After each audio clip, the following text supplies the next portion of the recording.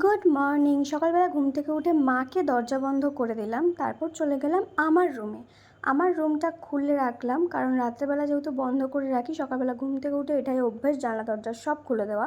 তো রান্নাঘরেও চলে এসেছি, রান্নাঘরেরও জানলা খুলে দিয়েছি। তারপর এই নজরের যে বেনুনিটা ঝোলে সেইটাকে আটকে নিয়েছি, কারণ কাজ করতে গেলে এইটা লটকে লটকে বেরোলে আমার একদম পছন্দ হয় না।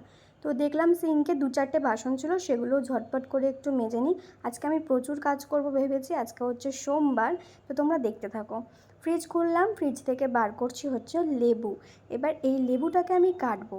সবজি কাটা মানে আমার কাছে একটা যুদ্ধ। আমার মা ঠিকই বলে, আমি কোনো দিন সবজি কাটা শিখলাম না, লেবু তো একেবারেই নয়। তারপর লেবুটা একদম নিংড়ে চিপে চিপে রস বের করে নিয়েছি। লেবু তেতো কিন্তু হয়নি। তারপরে এর মধ্যে দিয়ে দিলাম চিয়া সিড, এরপর দিয়ে দিলাম মধু। সকালবেলা মধু খেলে সারাদিন মিষ্টি মিষ্টি কথা বলবো, তাই মধু খেয়ে নিয়েছি। আর তারপর যেহেতু গ্রিন টির এটা আমার লাস্ট প্যাকেট ছিল, তো সেই জন্য গ্রিন টিটাও মজা করে খেয়ে নিলাম। গ্রিন টি শেষ হয়ে গিয়েছে।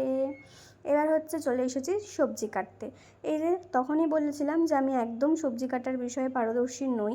মোটামুটি সব কাজই পারি, বাট সবজি কাটাটাও পারি, কিন্তু পারফেক্ট নয়। তো যাই হোক, যেটা পারি, যেরকম পারি সেরকমভাবেই প্রথমে আলু কেটে নিয়েছিলাম, তারপর এখন টমেটো কাটছি, তারপর এখন বেগুনটাকে নিয়ে লড়াই করছি। তোমরা কাটার স্টাইল দেখলে বুঝতে পারবে যে এই মেয়েটি পারদর্শী নয় কাটাকাটিতে।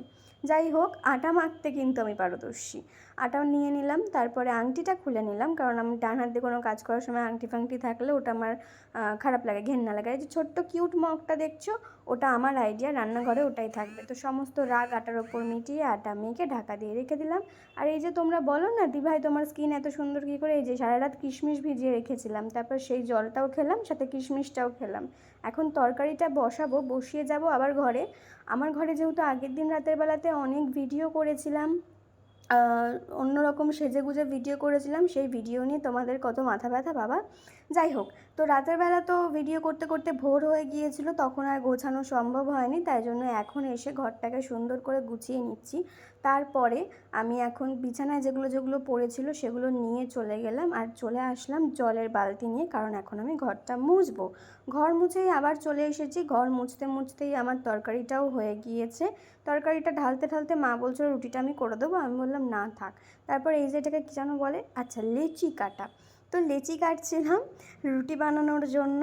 আমি রুটি ফার্স্ট টাইম পুরো একা বানালাম, আর রুটিটা বেলছি, দেখো বেশ গোল হচ্ছে, মনে মনে তো খুব খুশি হচ্ছি। এবং এই দেখো আমার যে স্মাইলটা, রুটিটা গোল হয়েছে বলে, উফ, আমি প্রথমবার পুরোটা একা একা করেছি। তারপর আর কি, রান্নাবান্না সব সেরে স্নান করে চলে আসলাম পুজো করতে। ওই যে সোমবার বলেছিলাম না, সেই জন্যই এত কিছু আয়োজন। তো এই যে রুটি আর তরকারি, টাটা।